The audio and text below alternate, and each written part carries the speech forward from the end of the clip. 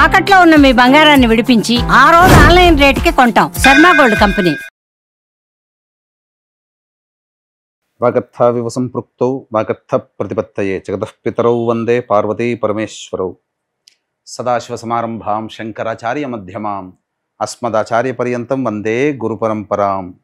ఆదిత్యాయ చ సోమాయ మంగళాయ బుధాయ చ గురుశుక్ర శనిభ్యశ్చ రాహవే కేతవే నమః. శృంగేరి జగద్గురు పీఠాధిపతులకి, కంచి పీఠాధిపతులకి నమస్కారములు తెలియజేసుకుంటూ కార్యక్రమాన్ని ప్రారంభిద్దాం. ఈ మార్చి నెల 16వ తారీఖు నుంచి 31వ తారీఖు వరకు 12 రాశులలో జన్మించినటువంటి వారికి ఏ విధంగా ఉండబోతుందో తెలుసుకునే ప్రయత్నం చేద్దాం. ముఖ్యంగా ఈ యొక్క గురువు వృషభ రాశిలో సంచారము, కుజుడు మిథున రాశిలో స్తంభించి సంచారము, అలాగే కేతువు కన్యా రాశిలో, మరియు శని భగవానుల వారు కుంభరాశిలో సంచారము. ఇక 12వ రాశి అయినటువంటి మీనరాశిలో శుక్రుడు, రాహువు, రవి, బుధుని యొక్క సంచార ప్రభావం వెరసి ఈ 12 రాశుల మీద ఈ నవగ్రహాల యొక్క ప్రభావం ఏ విధంగా ఉండబోతుంది, అలాగే మనము దైనందినటువంటి జీవితంలో భాగంగా 16వ తారీఖు నుంచి 31వ తారీఖు వరకు మంచి రోజులు ఏంటి, చెడ్డ రోజులు ఏంటి, ఏ రోజుల్లో ఖర్చు ఎక్కువగా ఉంటుంది, ఏ రోజుల్లో ఆదాయం ఎక్కువగా ఉంటుంది, ఏ రోజుల్లో అనుకున్నటువంటి పనులు పూర్తి చేసుకోగలుగుతారనే విషయాల గురించి క్లుప్తంగా తెలియజేసే ప్రయత్నం చేస్తాను. వీక్షించండి.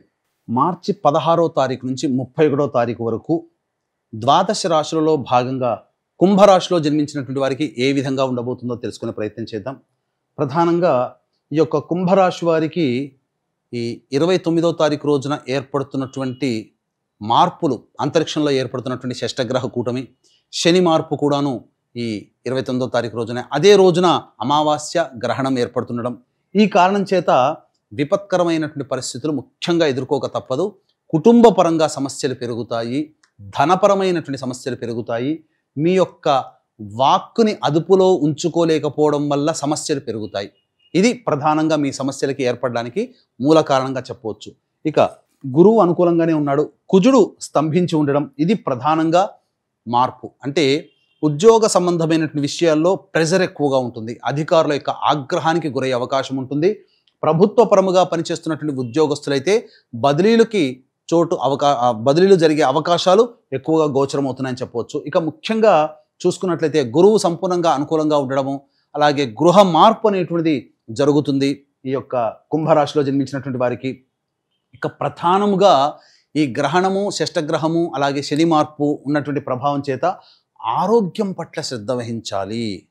అన్నిటికంటే ముఖ్యంగా ధనపరంగా అన్నాం కాబట్టి రాబో 3 నెలల్లో ప్రభావం ఎలా ఉంటుందనంటే, మీ డబ్బు ఎవరికో ఒకరికి మీరు అప్పుగా ఇవ్వడం వల్లనో, లేకపోతే వడ్డీకి ఇవ్వడం వల్లనో, తద్వారా డబ్బులు ఇవ్వడం, అవి రాని బాకీలుగా అయిపోయి అవి భవిష్యత్తులో ఇబ్బందికరంగా ఉంటుంది. కాబట్టి మీ దగ్గర ఉన్నటువంటి డబ్బుని 3 నెలల పాటు జాగ్రత్త చేసుకునే ప్రయత్నం చేయండి. అనవసరంగా వ్యాపార విస్తరణకి, అలాగే అనవసరంగా ఏదైనా పెట్టుబడుల రూపంలో ఉంటుందిలే అని చెప్పి మీరు ఇన్వెస్ట్మెంట్ చేస్తే చాలా మటుకు సమస్యలు ఎదుర్కోక తప్పదు. అవి ఇప్పుడు చెప్పినటువంటి మాట రేపు 3 నెలల లోపల మీరు అనుభవించినప్పుడు అప్పుడు మీరు తెలుసుకుంటారు, అనవసరంగా అప్పుడు చెప్పిన మాట వినలేకపోయామే అని చెప్పే బాధని అప్పుడు మీరు పొందుతారు. కాబట్టి జాగ్రత్త పడండి, మీ డబ్బు జాగ్రత్త పెట్టుకోండి, అదొక్కటే మీకు చెప్పడం. ఎవ్వరు అడిగినా కానీ అప్పుగా మాత్రం ఇచ్చే ప్రయత్నం చేయకండి. ఇక ఈ రాశిలో జన్మించినటువంటి మహిళలు ప్రధానంగా ఇంట్లో ఖర్చులు ఎక్కువగా చేస్తారు, గృహోపకరణాలకి ఎక్కువగా ఖర్చులు పెడతారు ఈ కుంభరాశి వాళ్ళు. అలాగే అనవసరంగా కుటుంబ సభ్యులతో మాటలు పడాల్సినటువంటి పరిస్థితి, ముందు వెనక ఆలోచించకుండా చేయడం వల్ల. ఇదొక్కటే తప్ప మిగతా అన్ని విధాలుగా బాగుంటుంది. ముఖ్యంగా ఆరోగ్యం పట్ల శ్రద్ధ వహించాల్సినటువంటి పరిస్థితి. మెడ నొప్పి, సర్వికల్ ప్రాబ్లమ్స్ అనేటువంటివి ఎక్కువగా అవుతాయి, అనూహ్యంగా మీకు సమస్యలు పెరుగుతాయి, జాగ్రత్తలు పాటించండి. మెనోపాజ్ దశలో ఉన్నటువంటి వాళ్ళు ఇంకా ఎక్కువగా సమస్యలు ఎదుర్కొనే అవకాశం గోచరం అవుతుంది మహిళల కోసం అని చెప్పవచ్చు. ఇక జాగ్రత్తగా గమనించుకున్నట్లయితే ప్రధానంగా ఈ సంబంధించినటువంటి కుంభరాశిలో జన్మించినటువంటి వాళ్ళు గమనించాల్సినటువంటి అంశము, వివాహానికి సంబంధించి చేయు ప్రయత్నాలు ఏవైతే ఉంటాయో అవి కాస్త ఇబ్బందికరంగా మారుతాయి. సరైన సంబంధాలు రాకపోవడం వల్ల ఇబ్బందికర పరిస్థితులు. సంతానం కోసం ఎదురు చూసేటువంటి వ్యక్తులు సమయం కోసం వేచి చూడక తప్పదు. ఉగాది తర్వాత కొంత మార్పు వస్తుంది కాబట్టి జాగ్రత్తలు పాటించండి. ఇక విద్యార్థులకైతే కోరుకున్నటువంటి యూనివర్సిటీలో ప్రవేశం లభించే అవకాశం గోచరమవుతుంది. ఏతావాత చెప్పొచ్చేది ఏమిటంటే ప్రధానంగా కుంభరాశిలో జన్మించినటువంటి వాళ్ళకి ఒక 60% బాగుండదు, ఒక 40% మాత్రం బాగుంటుంది. కాబట్టి ఆ 60% బాగోలేనటువంటి స్థితిగతుల్ని బాగుపరచాలంటే నిరంతర దేవతా అనుగ్రహం తప్పనిసరి. ఇష్టదేవత ఆలయ సందర్శనము, ఇష్టదేవత ఆరాధన ఎప్పుడు చేసుకోవాలి.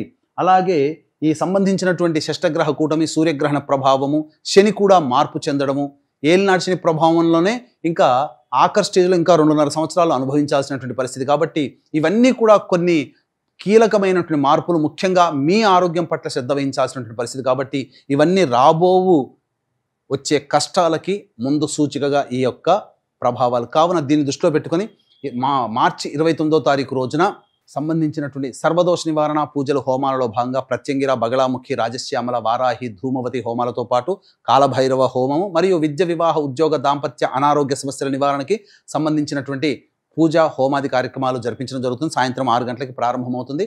ఆ రోజున నమోదు చేసుకోవచ్చు. అవకాశం ఉన్న వాళ్ళు కార్యక్రమ తదనంతరం కాంటాక్ట్ చేసి వీటి వివరాలు తెలుసుకోవచ్చు. ఇక గమనించుకున్నట్లయితే రోజువారీగా 16వ తారీఖు నుంచి 31వ తారీఖు వరకు ఏ విధంగా ఉండబోతుందో తెలుసుకునే ప్రయత్నం చేద్దాం. 16, 17, 18, 19వ తారీఖుల్లో ఖర్చులు అధికంగా ఉంటాయి, సమస్యలు విపరీతంగా ఉంటాయి. అలాగే ఏ పని చేయాలన్నా కూడా ఆసక్తి లేనటువంటి జీవితం, సంతానం మూలకంగా ఖర్చులు, సమస్యలు, సంతానంతో విభేదాలు పెరుగుతాయి. కాబట్టి లౌక్యంతో వ్యవహరించండి. ఏ పని యందు కూడాను ప్రశాంతత లేకుండా ఉంటారు. అలాగే 20, 21, 22, 23, 24 ఈ 5 రోజులు అద్భుతంగా ఉంటుంది. మీరు చేస్తున్నటువంటి వృత్తి, ఉద్యోగ, వ్యాపారాల్లో మీకు లాభసాటిగా ఉంటుంది. రాని బాకీలు వసూలవుతాయి. ఉద్యోగపరంగా మీకు గుర్తింపు లభిస్తుంది. వృత్తి వ్యాపారాల్లో ఎదుగుదల కనబడుతుంది.